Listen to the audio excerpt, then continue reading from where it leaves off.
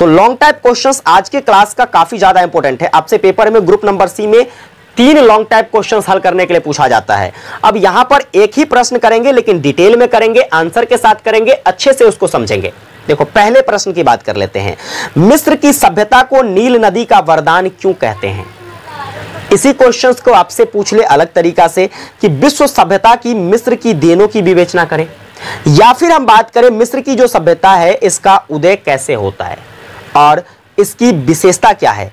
ये आपसे इस टाइप से 3 टाइप से प्रश्न एक ही प्रश्न को पूछा जाएगा। चलो समझते हैं मिस्र की सभ्यता के बारे में। क्या है मिस्र की सभ्यता, इसका विकास कैसे हुआ, इसकी क्या विशेषताएं हैं, इन सभी पहलुओं पर चर्चा करते हैं। तो अगर हम बात करते हैं प्यारे बच्चे मिस्र की सभ्यता की, तो जैसे कि आप सभी को पता है, देखो मैं लाइन बाय लाइन यहां पढ़ के चीजों को आपको समझाने वाला नहीं हूं। मेरी बातों को आपको समझना होगा कि मैं क्या कह रहा हूं, मिस्र की सभ्यता से हमें क्या जानकारी सामने निकल कर आती है। बस इतनी बातें आपको अच्छे से ध्यान रखना है। आप मन ग्रंथ कहानी अगर सुन लेते हो हमारी, तो उस कहानी को सुनकर आप परीक्षा में अच्छे से क्वेश्चंस का आंसर कर सकते हो। बाकी ये लाइन बाय लाइन आप जो बच्चे नहीं है जो आप इसको रटेंगे, है ना। देखिए अगर हम बात करते हैं मिस्र की सभ्यता की, तो मिस्र की सभ्यता को हटाओ, प्राचीन समय में जितनी भी सभ्यताएं विकसित हुई थी वह सबके सब सभ्यताएं जो है ये कहां विकसित हुआ था? नदी घाटी पर। कहां विकसित हुआ था प्यारे बच्चे? नदी घाटी पर, है ना। जितनी भी सभ्यताएं थी सबका जन्म नदी घाटी सभ्यता, नदी घाटी पर ही होता है और उसका विकास भी वहीं पर होता है। उसी प्रकार से जो आपकी मिस्र की सभ्यता है, यह मिस्र की सभ्यता नील नदी घाटी, कौन सी घाटी भाई? नील नदी घाटी पर क्या होता है? तो यह जन्मता है और यहीं पर इसका विकास भी होता है। अब बात करें मिस्र की सभ्यता की, तो जैसे मैंने आपको पहले भी बताया जब ऑब्जेक्टिव क्वेश्चंस करवा रहा था कि मिस्र की सभ्यता जो है यह आपको अफ्रीका महाद्वीप के उत्तर पूर्वी भाग में देखने को मिलता है। कहां देखने को मिलता है? उत्तर पूर्वी भाग में, क्या कहते हैं, तो अफ्रीका महाद्वीप में देखने को मिलता है।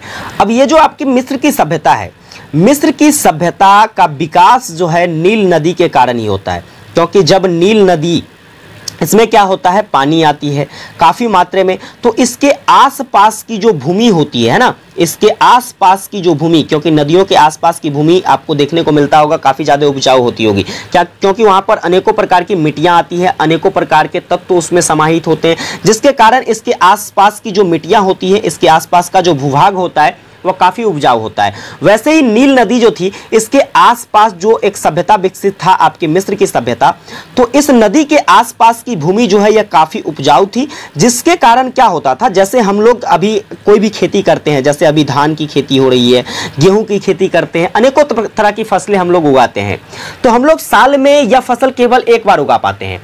लेकिन मिस्रवासी जो है इन फसलों को एक साल में 3-3 बार उगाता था, है ना। तो मतलब आप समझ सकते हो कि यहां जो है किस प्रकार से एक विकास देखने को मिला।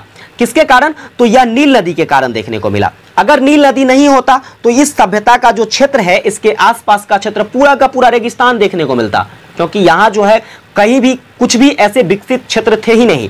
तो उस कारण से हम कह सकते हैं कि मिस्र की जो सभ्यता है वह किसका वरदान माना जाता है प्यारे बच्चे? नील नदी का वरदान माना जाता है। अब अगर हम मिस्र की सभ्यता का, ये तो भौगोलिक रूपरेखा था, भौगोलिक परिस्थितियां थी। अब देखो हम बात करते हैं राजनीतिक रूपरेखाओं की। तो मिस्र की जो सभ्यताएं हैं, मिस्र की सभ्यताओं को इतिहासकारों के द्वारा जो 3 भागों में बांटा गया है। कितने भागों में बांटा गया है? 3 भागों में। पहला जो है वह इसका प्राचीन युग है, दूसरा मध्यकालीन युग है और तीसरा नवीन युग है। जो प्राचीन युग है इसको पिरामिड युग कहा जाता है। प्राचीन युग को क्या कहा जाता है? पिरामिड युग कहा जाता है। इसमें आपको बहुत सारे ऐसे पिरामिड देखने को मिलेंगे, बहुत सारे ऐसे बहुत प्रसिद्ध पिरामिड, जैसे अभी मैंने गीजो के पिरामिड के बारे में बताया था, जो कि क्या है, तो मिस्र की सभ्यता का सबसे सर्वश्रेष्ठ पिरामिड माना जाता है। उसी प्रकार से बहुत सारे जो है पिरामिड देखने को मिलती है। इस समय जो प्राचीन, अगर मिस्र की सभ्यता की बात करूं तो उस समय यहाँ की राजधानी क्या हुआ करती थी? तो मेम्फिस हुआ करती थी, है ना। मेम्फिस यहाँ की राजधानी हुआ करती थी। बाद में धीरे धीरे जब यह स्थितियां बढ़ती जाती है, आगे समय बीत जाता है, तो परिस्थितियां परिवर्तित होती है और तब जाकर जो है इसका मध्यकालीन साम्राज्य शुरू हो जाता है। और मध्यकालीन समय में जो है यहाँ पर काफी मात्रा में कला और धर्म का विकास होता है। कला, धर्म, विज्ञान, इन सभी चीजों का काफी ज्यादा प्रगति देखने को मिलता है। और इस काल में ही जो है लोगों के द्वारा अनेकों प्रकार की जो है पद्धतियों का विकास किया गया। जैसे बात कर लेते हैं हम, तो यहाँ पर जो है कई सारे ऐसे लोग थे जिन्होंने कैलेंडर जो कि अभी टाइम वगैरह हम लोग देखते हैं, हमें तारीख वगैरह के बारे में पता चलता है। तो इस प्रकार से जो है साइंस एंड टेक्नोलॉजी के माध्यम से सूर्य की गतियों की परिकल्पना के आधार पर क्या किया था, तो इन लोगों के द्वारा क्या किया गया, तो कैलेंडर का निर्माण किया गया। तो इस तरीके से जो है मध्यकाल में क्या हो जाता है प्यारे बच्चे, तो मध्यकाल में धर्म का विकास देखने को मिलता है, यहाँ पर कला का विकास देखने को मिलता है, इसके साथ साथ विज्ञान का विकास देखने को मिलता है। परंतु 18वीं शताब्दी ईसा पूर्व के मध्य जो है हाइक्सोस आक्रमणकारियों ने मिस्र पर क्या किया, हमला कर दिया और हमला करके उस पर अधिकार कर लिया। अब जब अधिकार कर लिया तो ये लोग जो है खनाब दोस्त थे, किंतु उनकी सभ्यता काफी विकसित नहीं थी। इस कारण से जो है धीरे धीरे क्या होता है, तो यहाँ के राजा जो हैं, इन यहाँ के राजाओं के द्वारा काफ़ी सारा प्रयास किया जाता है। कुछ समय बाद जो है मिस्र के राजा जो है अपने देश पर पुनः अधिकार कर लेता है। वहाँ जो क्या कहते हैं, तो आपके ये आक्रमणकारी जो थे हाइक्सोस, इसको भगा देता है और हाइक्सोस को भगा करके फिर क्या करता है, अपने देश पर पुनः अधिकार प्राप्त करता है और इस तरह से जो है नवीन युग की शुरुआत हो जाती है। तो ये आपकी राजनीतिक रूपरेखाएं थी मिस्र की सभ्यता की। ठीक है, अब देखो यहाँ की विशेषताओं की अगर बात करते हैं तो मिस्र की सभ्यता का विशेषता जो है, इसमें सबसे पहला पॉइंट निकल कर आता है, वह है शासन व्यवस्था। अब जब बात करते हैं मिस्र की सभ्यता की शासन व्यवस्था के बारे में, तो यहाँ की शासन व्यवस्था धर्म पर आधारित थी। यहाँ की शासन व्यवस्था किस पर आधारित थी प्यारे बच्चे, धर्म पर आधारित थी। और यहाँ जो थे निरंकुश राजतंत्र शासन प्रणाली जो है सदियों से प्रचलित आया रहा था। सम्राट ही यहाँ के क्या होते थे, जो यहाँ के राजा होते थे, यहाँ के सर्वोच्च अधिकारी होते थे और उनके पास ही हर एक काम करने का क्या होता था, तो अधिकार होता था। राजा को यहाँ पर फराओं के नाम से जाना जाता था। किसके नाम से जाना जाता था, फराओं के नाम से जाना जाता था। और सम्राट जो यहाँ के राजा हुआ करते थे, उनके द्वारा ही शासन सत्ता का सारा कार्यभार देखने को मिलता था। किसे कब नियुक्त करना है ना, उनके कार्यभार के लिए, वैसे उनके आदेशों के पालन के लिए छोटे बड़े अधिकारी तो हुआ करते थे। उन अधिकारियों की नियुक्ति भी किसी दूसरे के द्वारा नहीं किया जाता था, उसकी भी नियुक्ति वो स्वयं करते थे, है ना, राजा ही करते थे। तो एक तरीके से निरंकुश राजतंत्रात्मक व्यवस्था यहाँ पर पहले से देखने को मिली है, जो कि धर्म पर आधारित थी। यहाँ पर विशेष उच्च वर्ग के लोगों को काफी ज्यादा अधिकार दिया जाता था, जैसे पुरोहित वगैरह हो जाता है, ब्राह्मण वगैरह हो जाता है, क्षत्रिय वगैरह हो जाता है। तो इन सभी को जो है एक बेहतर ओहदा दिया जाता था, इसे एक बेहतर पदवी दी जाती थी राजभवन में, है ना। लेकिन जो वहीं पर अगर कोई निम्न वर्गीय लोग हैं, किसान वर्गीय लोग हैं, तो उनको उतनी ज्यादा तवज्जो नहीं दिया जाता था। तो ये धर्मार्थ शासन प्रणाली थी। यहाँ पर आगे बात करते हैं, यहाँ पर यहाँ की जो सामाजिक व्यवस्था थी वो कैसी थी, तो सामाजिक व्यवस्था 3 भागों में बटा हुआ था। सामाजिक व्यवस्था जो थी मिस्र की सभ्यता का कितने भागों में बटा था प्यारे बच्चे, 3 भाग में बटा था। जिसमें सबसे पहला क्या था, तो सबसे पहला जो कि उच्च वर्ग के नाम से जाना जाता था। अब उच्च वर्ग में राजा महाराजा आते थे। ठीक है, उच्च वर्ग में कौन आते थे, राजा महाराजा आते थे, उसके वंश के अंतर्गत आने वाले सभी व्यक्ति आते थे। उनका जीवन बहुत ही बढ़िया था। जो उच्च वर्गीय लोग था इस काल में मिस्र की सभ्यता में काफी सुखी संपन्न तरीके से अपना जीवन बिताते थे। वहीं पर दूसरे नंबर पर जो आता था वह दूसरा वर्ग था, जैसे कि पुरोहित हो गया, कोई भी सरकारी अधिकारी हो गया, कोई एक्टर्स कलाकार हो गया, चाहे कोई व्यापारी है। इन सभी का स्थान कहां पर आता था, तो समाज में दूसरे नंबर पर आता था। और सबसे नीचे किसान और कुलीन वर्ग को रखा जाता था, है ना, किसान वर्ग जो कि बिल्कुल साधारण माना जाता था। तो ये ऐसी सामाजिक रूपरेखा थी मिस्र की सभ्यता की। वहीं पर आगे बात करते हैं तो देखो अगला जो है आपका आर्थिक जीवन यहाँ का कैसा था। तो आर्थिक जीवन की अगर बात करते हैं तो वैसे आपको पहले से पता है कि यहाँ के व्यक्ति विशेषतः कृषि पर आधारित थे। कृषि और पशुपालन यहाँ का क्या था, कृषि और पशुपालन यहाँ का प्रमुख व्यवसाय माना जाता है। लोग अधिक मात्रा में यहाँ पर कृषि करते थे। ठीक है, और अधिक मात्रा में कृषि यहाँ पर इसलिए क्योंकि आपको पहले बताया कि यहाँ पर अन्न का पैदावार जो है साल में 3 बार हो जाता था। जो फसल हम केवल साल में 1 बार उगाते हैं, वहाँ के लोग साल में 3 बार उगाते थे।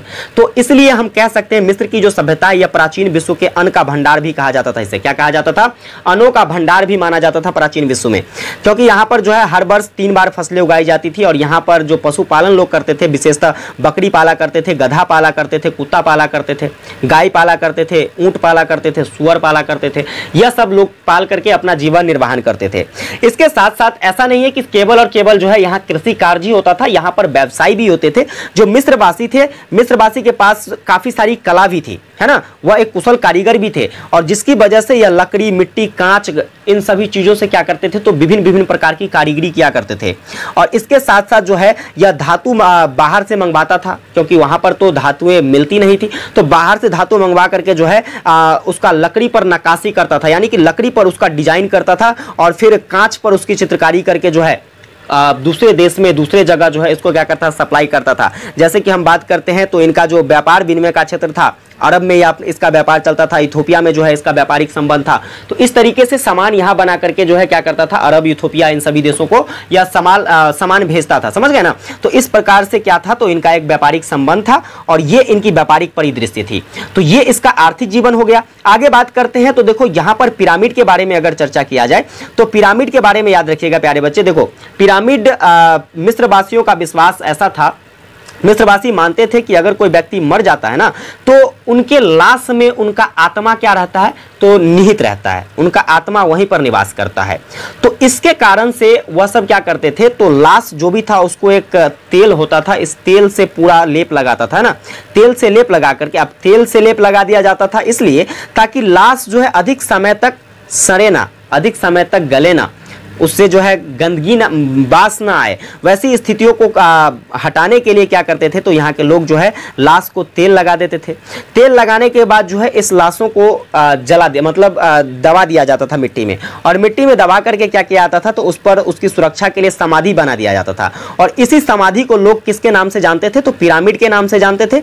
और पिरामिड के अंदर जो लाश रखा जाता था उसको क्या कहते थे, मम्मी कहते थे। और मम्मी की बात करे जाए, इसके बाद जो है मिस्र में जो है, मिस्र की जो प्राचीन पिरामिडों में से हम अगर सबसे प्रसिद्ध पिरामिड की बात करें तो वह गिज़ो का पिरामिड था, जो कि एक सर्वश्रेष्ठ कलाकृतियों के द्वारा बनाया गया था, जिसकी ऊंचाई 481 फुट और चौड़ाई जो है 755 फुट था। इसको बनाने में जो है 23 लाख पत्थर का इस्तेमाल किया गया था। कितना? 23 लाख पत्थर के टुकड़ों का, जिसमें प्रत्येक पत्थर यानी कि एक वो पत्थर जो है यह 2.5 टन का था। कितने टन का? 2.5 टन के पत्थरों से बनाया गया है। मतलब आप समझ सकते हो, एक पत्थर 2.5 टन का, और टोटल 23 लाख से ज्यादा पत्थर का लागत है इसमें। तो इस प्रकार से गिज़ो का पिरामिड बनाया गया है। इसके बाद बात करते हैं तो इसके बाहर पत्थर पर एक विशालकाय, जो गिज़ो का पिरामिड है उसके बाहर पत्थर पर एक नृसिंह की मूर्ति बनाई गई है। किसकी मूर्ति बनाई गई है? नरसिंह भगवान जानते हो ना, जिसमें ऊपर वाला भाग आपको देखने को मिलता है क्या, जानवर का, और नीचे वाला भाग जो है मनुष्य का। नीचे वाला भाग क्या है भाई? मनुष्य का देखने को मिलता है। उसी प्रकार से यहाँ पर इसके बाहर पत्थरों पर एक इस प्रकार का दृश्य बनाया गया है, और इस दृश्य को क्या कहते हैं, तो स्फिंक्स कहते हैं। याद रखिएगा, स्फिंक्स कहते हैं। और पिरामिड मिस्र वासियों के गणित व ज्यामिति के ज्ञान का साक्षी है। मतलब पिरामिड के माध्यम से ही हम ये पता कर पाते हैं कि मिस्रवासी जो थे, प्राचीन मिस्रवासी, उनको गणित, ज्यामिति ये सब आता था, है ना। इस प्रकार से हम अगर बात करते हैं मिस्र की, तो मिस्र में अभी भी आपको बहुत सारे, मिस्र में जाइएगा तो अभी भी आपको बहुत सारे पिरामिड, पुराने पुराने पिरामिड देखने को मिल जाएंगे। वहीं पर आगे जो अगली इसकी विशेषता है वह है ज्ञान और विज्ञान। ज्ञान और विज्ञान के बारे में तो पहले भी कुछ बातें मैंने बताया, जैसे कि यहाँ के लोग जो हैं यह सूर्य और तारों, है ना, तारों और सूर्य के आधार पर अपना कैलेंडर तैयार कर लिया था 360 दिनों का। कितने दिनों का? 360 दिनों का गणना कर लिया और फिर कैलेंडर तैयार किया। मिस्रवासियों ने धूप की घड़ी का भी आविष्कार किया था। इसके साथ साथ इसके द्वारा जो है वर्णमाला विकसित करके कागज का भी निर्माण किया गया, जो कि किसके, तो क्या कहते हैं, पेपिरस नाम का एक पौधा था, ठीक है, पेपिरस नाम का एक वृक्ष था। इस वृक्ष से इन्होंने कागज का निर्माण करना शुरू किया। तो ये इनकी ज्ञान विज्ञान की, यानी कि इनके टेक्नोलॉजी या फिर कहे तो इनके नॉलेज की डेवलपमेंट थी, और जिस आधार पर लोगों के बीच इन्होंने अपनी कार्यशैली को रखा, है ना। तो ये विशेषताएं थी आपकी किसकी, तो मिस्र की सभ्यता की विशेषता थी। उम्मीद करता हूं आपको मिस्र की सभ्यता क्या है, मिस्र की सभ्यता की विशेषता के बारे में अच्छे से सभी जानकारी समझ में आ गया होगा। एक बार आप लोग कमेंट करके जरूर बताना कि क्या हर एक बातें आपको अच्छे से समझ में आई या नहीं आई। अगर आपको समझ में आ गई है तो यस टाइप कीजिएगा, नहीं समझ में आई है आप नो टाइप करना, ठीक है। और अगर क्लासेस हेल्पफुल लगती है, चैनल पर नए हैं, सब्सक्राइब करके नोटिफिकेशन बेल ऑन कर लेना। अपने सभी दोस्तों को ज्यादा से ज्यादा शेयर कर देना ताकि सारे बच्चों को हेल्प मिल सके, ठीक है। विशेष आप लोगों से अगली क्लास में मिलते हैं, तब तक के लिए जय हिंद, वंदे मातरम।